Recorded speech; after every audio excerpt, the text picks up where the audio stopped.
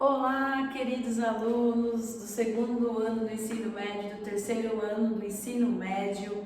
Hoje estaremos dando continuidade ao discurso da ética. Então, nós viemos aí durante o primeiro bimestre e o segundo bimestre dialogando muito sobre esse contexto de ética na filosofia. Trabalhamos a ética na antiguidade, principalmente. Viemos à tona na Idade Moderna aí com Kant, com John Stuart Mill, e hoje nós vamos falar um pouquinho sobre o Habermas, né? Que traz aí um contexto para a gente mais contemporâneo, a partir então da Segunda Guerra Mundial, e tem uma visão, vamos dizer assim, futurista, realmente dentro do século XX, das circunstâncias que ele via, que ele observava, na verdade, que ele viveu, né, dentro do contexto da Guerra Fria. Então, aqui trazendo para vocês um pouquinho sobre a ética do discurso do Habermas, que realmente é maravilhosa e ela vai totalmente em oposto até o momento que a gente vem discutindo sobre ética vamos dizer assim, do processo de racionalidade, de universalização, do que é ética de verdade, como ela deve ser tratada, como lei, né, generalizada, enfim. Ele traz aí um diálogo em relação a isso muito interessante, e que realmente traz à tona alguns movimentos, né, vamos dizer assim, sociais e de reflexão para a população nesse exato momento, desde então o final da Segunda Guerra Mundial até os dias de hoje. Então nós temos ele aqui, o nome dele é Jürgen Habermas. A principal obra dele é a Teoria da Ação Comunicativa e Direito e Democracia. Em alguns documentos a gente costuma pontuar o Habermas como TAC, na verdade, né, fragmentando aí, na verdade, o nome, sistematizando essa teoria da ação da comunicação de uma forma mais simplificada. A gente acaba falando TAC do Habermas, né, que é a Teoria da Ação Comunicativa, que é a base da obra dele, dentro dessa possibilidade que se abre de uma nova ética, de um novo discurso a partir, então, da segunda metade do século XX.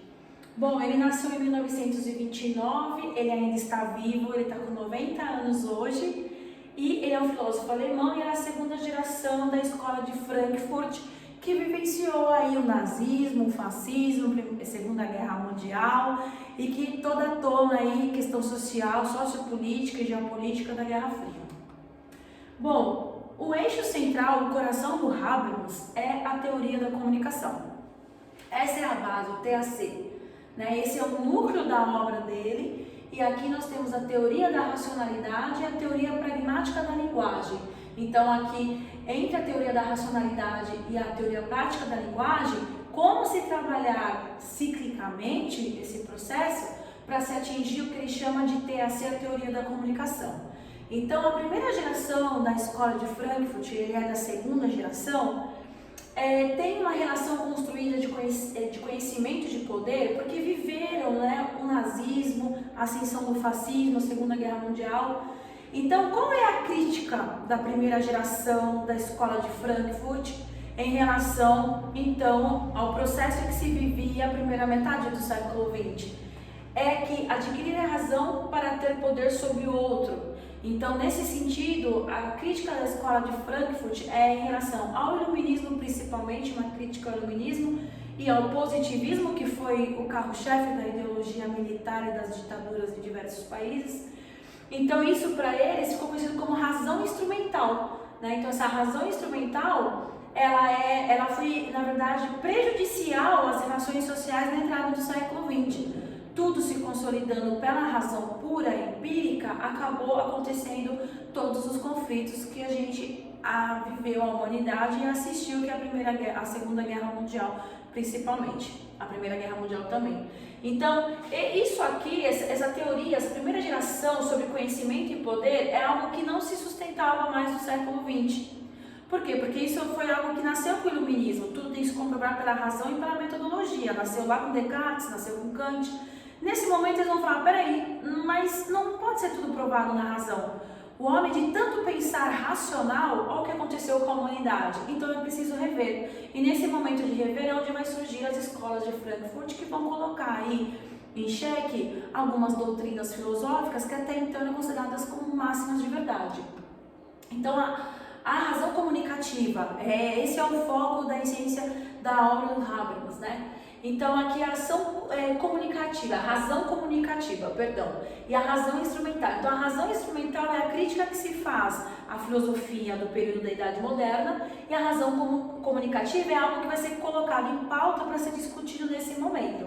Então a razão comunicativa, o agir comunicativo, a comunicação intersubjetiva, em que a linguagem é seu meio de regulação para a problematização e emancipação humana. Então, quando eu falo dessa linguagem, é um mecanismo do diálogo, né? O Habermas acreditava que através do diálogo e da linguagem, da nossa linguagem, o uso da linguagem como mecanismo, uma razão comunicativa, eu vou instrumentalizar aquele diálogo, e através do diálogo e da minha ação comunicativa, eu posso abrir diversos campos para a conversa, o diálogo, para se chegar no consenso. Então é essa ética comunicativa que vai dando, que na verdade vai criando-se um corpo a partir da metade do século XX.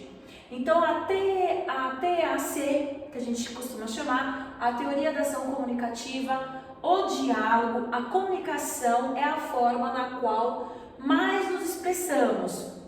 Por isso não pode ser reduzido a uma razão instrumental. Eu não posso instrumentalizar o sentimento do homem. O diálogo deve buscar um consenso através da ética para construirmos uma sociedade.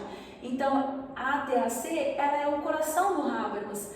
Tudo se centraliza numa razão mais comunicativa, no processo de linguagem, onde o diálogo estabelece essa relação construída, vamos dizer assim, uma relação de flexibilidade, uma relação de harmonia. Quer dizer, é o campo que se abre socialmente para a gente entender o que é a ética comunicativa, qual a importância de se conversar para não chegar, então, naquele dilema de grandes conflitos sociais e não conseguir resolver.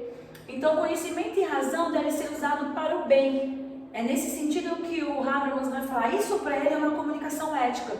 Defensor da democracia deliberativa, espaço para debate através da comunicação, somos capazes de discutir racionalmente uma discussão democrática para se chegar a um consenso. Então ele acaba levando essa ação comunicativa para diversas áreas do conhecimento.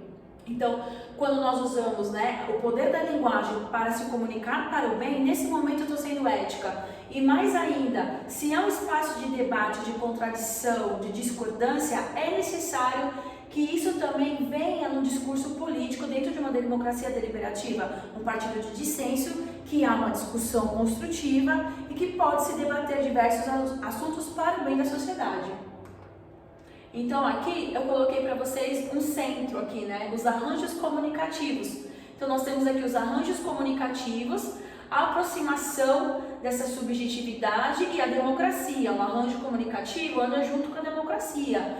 Então o mundo da vida, que é o mundo, na verdade, o mundo do Habermas, Ele fala uma força emancipatória, razão comunicativa, ações comunicativas, busca de entendimento mútuo e de consenso. Conhecimento e verdade são construídos pragmaticamente a partir do uso da linguagem e da ação comunicativa, tá? Então, tudo isso aqui é uma força, uma autonomia, vamos dizer assim, uma sensibilidade humana, que o Habermas usa dessa ação, dessa instrumentalização da linguagem na importância do processo de comunicação e do diálogo, principalmente do diálogo, E ali ele coloca sistema, razão instrumental, ações estratégicas, buscas de sucesso, conhecimento e verdade são relativamente direcionados. Então esse processo é um processo, na verdade, que esse diálogo, de uma certa forma, quando se traz na nossa esfera pessoal, nós vamos trazer para dentro da nossa casa, com os nossos familiares. Essa ação comunicativa, ela é de singela importância para a manutenção e preservação da própria vida do homem. Não só da própria vida do homem, mas da própria integridade da família. Levando isso um pouquinho mais longe, a gente começa com as nossas relações sociais, essa ação comunicativa.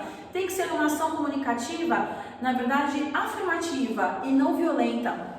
Muitas vezes, na concepção do Habermas, achamos que o outro já sabe o que nós estamos pensando, ou somos extremamente agressivos na fala, porque vamos supor que aquela pessoa não vai entender o que eu estou falando. Então, ele acaba contradizendo todo esse processo e trazendo à tona realmente a nossa responsabilidade enquanto ser humano, e nesse processo de razão instrumental, pensar o quanto é importante essa ação comunicativa realmente, de fazer uma linguagem afirmativa e uma linguagem em que os outros compreendam o meu sentimento. Então aqui, né, aqui é um contexto dentro da obra dele que fala sobre a teoria da ação comunicativa, a TAC. Então Habermas propõe uma nova perspectiva, outro conceito de razão, a razão dialógica que brota do diálogo e da argumentação entre os agentes interessados numa determinada situação. Então ele em vez de ele falar muito mal da razão instrumentalista, ele fala que ele propõe uma nova razão dialógica, né? O diálogo, a razão da argumentação, a razão da discussão, a razão do se fazer entender e da comunicação. Então, o conceito de verdade também se modifica em função dessa nova perspectiva.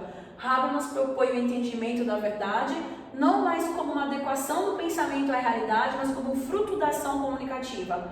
Não como verdade subjetiva, mas como verdade intersubjetiva, que surge o diálogo entre os indivíduos. São as pessoas que, quando falam entre si, e não quando ouvem, leem ou assistem os meios de comunicação em massas, que realmente fazem com que a opinião mude. Então, nós não podemos ser agentes passivos, nós temos que ser agentes ativos do processo de comunicação. Então, qual é a crítica que ele está fazendo? Meios de comunicação, livros, jornal, internet, né, mídia social, tudo que vocês imaginarem que chega essa comunicação em vocês, para ele não tem o fundamento da TAC. O fundamento da TAC é o quê? Quando as pessoas se comunicam, quando elas dialogam, quando elas conversam e trocam ideias para se chegar em determinados conceitos, quebra de paradigmas, observar realmente, criteriosamente essas relações que vão acontecendo ao seu redor. Então isso é muito significativo, porque o comunicar, tudo se comunica, né? O marketing, ele é uma instrumentalização de propaganda, onde, pela marca do produto, ele não precisa me falar nada, certo? Quando eu olho lá o M gigante, amarelo, maior do que eu olho aquele M em estado de fome e eu falo, gente, o McDonald's está por perto.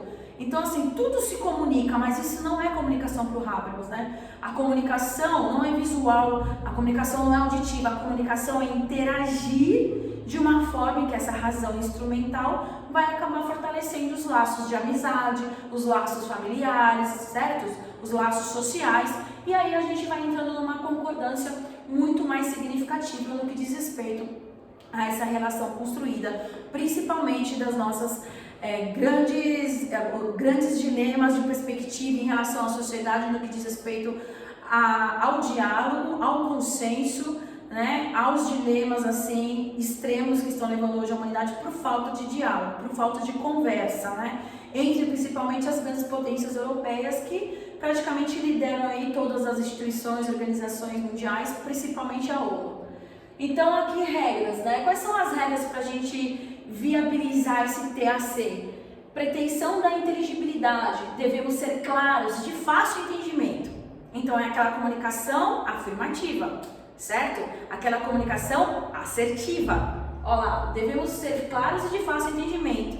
É fácil fazer isso? Não. Aí vocês vão falar assim, professora, hoje todo mundo tá muito cheio de mimimi, né? Qualquer coisa que você fala tem que tomar cuidado, porque senão a pessoa já se ofende. Exatamente porque a TAC do Habermas não é fácil, né? Pro momento que ele vivia, na situação em que ele vivia, né? Dentro do próprio contexto do Habermas, da própria vida dele, esse agir comunicativo fez uma diferença muito grande. Por quê? Por que o Habermas foi lá e traçou uma filosofia comunicativa?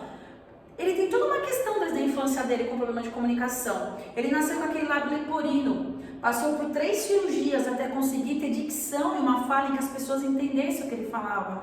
Então, por ele ter vivido isso na pele, ele viu o quanto que a comunicação é importante para você se interrelacionar com o mundo da melhor forma possível. Então, isso é o que ele qualifica como o TAC, que é a política, né? A organização estrutural da filosofia dele. Devemos ser claros e de fácil entendimento. 2, pretensão da verdade. Você precisa querer falar a verdade, né? Então precisamos buscar e dialogar com a verdade. 3, pretensão da sinceridade. devemos ser sinceros ao expormos ideias. Pretensão de correção normativa, devemos ser corretos no contexto de normas e valores. Percebam então que quando eu acabo agindo com essas 4 pretensões, eu estabeleço até acerto Habermas. Então eu tenho que ser clara no entendimento, eu preciso dialogar com a verdade, devemos ser sinceros ao expor nossas ideias e devemos ser corretos no contexto de normas e valores. Quando eu consigo colocar essas pretensões diante do meu diálogo, diante da minha comunicação, eu estou agindo eticamente para o Habermas, né? Que não é nada fácil, a gente sabe disso. Mas é por isso que é teoria filosófica, certo? Então a ética do discurso ocorre para o Habermas quando atores tratam de harmonizar internamente seus planos de ação e de só perseguir suas respectivas metas sob a condição de um acordo existente ou a se negociar sobre a situação e as consequências esperadas. Então é necessário que 2 pessoas no processo de comunicação tenham essas 4 pretensões para se tratar de um acordo maduro, de um acordo com autonomia, onde as consequências esperadas daquele diálogo vai acarretar então para as melhores condições. Então, essas regras são condições mínimas de argumentação sobre os quais participantes do discurso moral estão de acordo a fim de garantir a comunicação entre eles. Qualquer pessoa que se propõe a argumentar precisa assumir essas regras como pressuposto mínimo para a realização da própria argumentação, pois elas dão as condições para que possa ocorrer a comunicação. Ou seja, se você não está disposto a trabalhar essas 4 pretensões, você não está comunicando na linguagem do Habermas. Então aqui nós temos 3 níveis que ele estabelece: nível lógico, nível procedimental e nível comunicacional, que é o que todos nós devemos atingir. Então, nível lógico, nenhum falante pode contradizer-se, todos os falantes devem ser coerentes em sua argumentação, nenhum falante deve usar a mesma palavra ou expressão em sentidos diferentes. Nível procedimental, a todo falante só é lícito, ou seja, permitido, afirmar aquilo em que ele próprio acredita. Quem atacar o enunciado ou norma que não for objeto de discussão tem que indicar a razão para isso. E nível comunicacional, então aqui no nível lógico e no nível procedimental nós vamos ter encrenca, nós vamos ter briga, tudo bem? Principalmente se nós trazemos isso aqui para a política pública. Agora no nível comunicacional, é lícito a todo sujeito capaz de falar e agir participar do discurso, é lícito a qualquer um problematizar qualquer afirmação, ou seja, posso contradizer o que o outro está falando. Quando é lícito, a gente também não tinha permitido. É lícito a qualquer um introduzir qualquer afirmação no discurso, é lícito a qualquer um manifestar suas atitudes, desejos e necessidades. Não é lícito impedir falante algum por uma coerção exercida dentro ou fora do discurso para exercer seus direitos estabelecidos. Então percebam, o que é o nível comunicacional do Habermas, Então é aceito discordância, é aceito falar, é aceito colocar as suas necessidades, as suas vontades, sem que o outro interfira na sua liberdade de falar. Com essas regras, Habermas deixa claro que o discurso deve estar aberto para todos apresentarem seus argumentos e pontos de vista, sem que ninguém possa coagir ou impedir os outros de se manifestarem, desde que siga também as outras regras apresentadas anteriormente. Então, aqui ele fala que nós necessariamente precisamos atingir 2 princípios.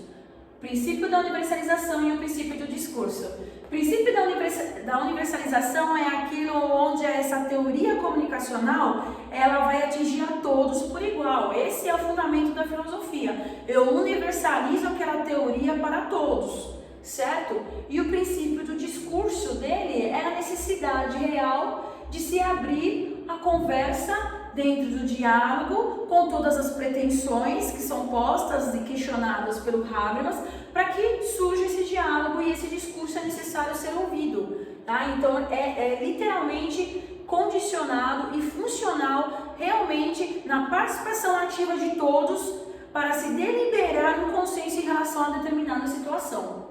Princípio da universalização. Então vamos lá, toda norma válida deve satisfazer a condição que as consequências e efeitos colaterais que previsivelmente resultaram para a satisfação dos interesses de cada um dos indivíduos do fato de ser ela universalmente seguida, ou seja, todos têm que ter interesse e satisfação de trazer isso como uma regra universal. Possam ser aceitos por todos ou os concernidos e preferidos a todas as consequências das possibilidades alternativas e conhecidas de regrarem. É aquilo que a filosofia sempre trabalha. Só se conhece como princípio filosófico quando eu universalizo aquela doutrina, quando eu universalizo aquele conhecimento. E todos precisam estar o quê?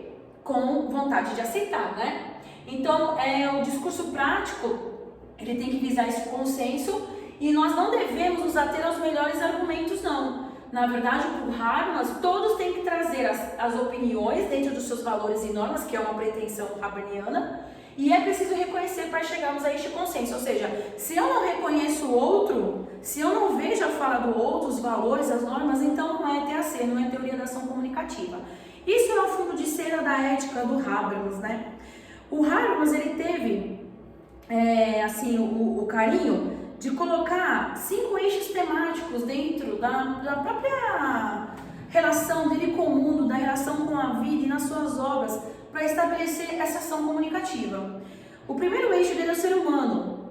O homem é um ser de linguagem e esse fato, simultaneamente de natureza e de cultura, confere-lhe certo número de competências e de privilégios, de aptidões e potencialidades que nenhum animal tem. Então, se o homem é um ser de linguagem, então ele tem o privilégio de se adequar ao que é um diálogo sincero. Quais são as evidências da verdade desse diálogo? Ele tem que utilizar o diálogo como poder, ele tem que usar o diálogo como força para a manutenção de diversos outros dilemas que a própria sociedade e a humanidade vem vivendo. Ele é o único ser capaz de fazer isso, né? Então a gente vai ver pelos outros animais, é a lei da selva, certo? Mas o homem não, o homem ele é um homem de linguagem, tá? O segundo eixo dele é história, espaço e tempo, o objetivo universal, que se contempla a partir de um solo particular. Então, dentro desse contexto do segundo eixo, entender o espaço e o tempo que aquele homem vive, para se entender qual é a dinâmica desse processo da teoria da comunicação. Terceiro eixo, a sociedade, condições de socialização do indivíduo, sistema e mundo vivido, a construção da realidade social. Perceba o quanto é humanista essa relação que ele constrói com o outro. Para eu poder sintonizar essa comunicação com esses 5 eixos temáticos, eu preciso entender que o outro é um ser humano. Preciso entender que ele é um ser de linguagem, que ele tem uma história no espaço e tempo, que ele vive numa sociedade, que sociedade que ele vive e quais são os valores que são agregados na vida dele. O outro eixo, além disso, é a cidadania, direito como justo procedimento de uma sociedade civil ativa e reativa de cidadãos que participam da vida das instituições. Esse é um outro eixo que precisa ser respeitado, que é constitucional, que nos dá o direito do saber comunicativo, do falar. E o quinto eixo é o pluralismo, né? Que ele valoriza o multiculturalismo, a dimensão que o Habermas quer chegar numa Europa multinacional, religião na esfera pública, diversidade identitária, etnia, nacionalidade, religiosidade. Ele acredita que uma sociedade, quanto mais plural ela for, mais benefícios nos traz em relação a esse contexto de interconexões de diversas realidades diferentes, mas que podem sim, dentro desse respeito comunicativo, poder fluir esse discurso, esse diálogo e resolver diversos problemas sociais que são prejudiciais a todos por igual, mas respeitando o que o outro tem a falar em relação à diversidade, seja de que for, de diversos assuntos aí, seja político, econômico, cultural. Então, assim, é uma teoria que a gente sai da esfera de uma razão instrumental para a racionalidade do homem, e é uma teoria que traz um novo dilema de que se esse homem hoje ele está realmente preparado para se abrir nessa comunicação do Habermas, de conversar e de ceder a escutar o outro, e que o outro tem o direito de proceder às mesmas informações do que se posterga como verdade o que você fala. Então é que a gente tem que fazer essa sensibilização de acordo com a teoria dele. E se eu sigo as razões procedimentais realmente de falar a verdade, ser justo, agir dentro dos meus valores, das minhas normas, né, e falar realmente o que é certo e o que não é certo para a pessoa. Então isso tem um fundo de cena ético muito grande na razão do Habermas, e que a sociedade vem passando por todo esse diálogo e essa conversa até os dias de hoje em relação a essa razão instrumental, beleza? Então é isso, galera. Bom, nós estamos aqui, né, nesse momento terminando um pouquinho o discurso, o assunto sobre ética, e o Habermas ele fecha esse assunto pra gente entrando aí no século XX sobre essa ética instrumental, tá bom? Um grande beijo no coração de vocês, até a próxima, tchau!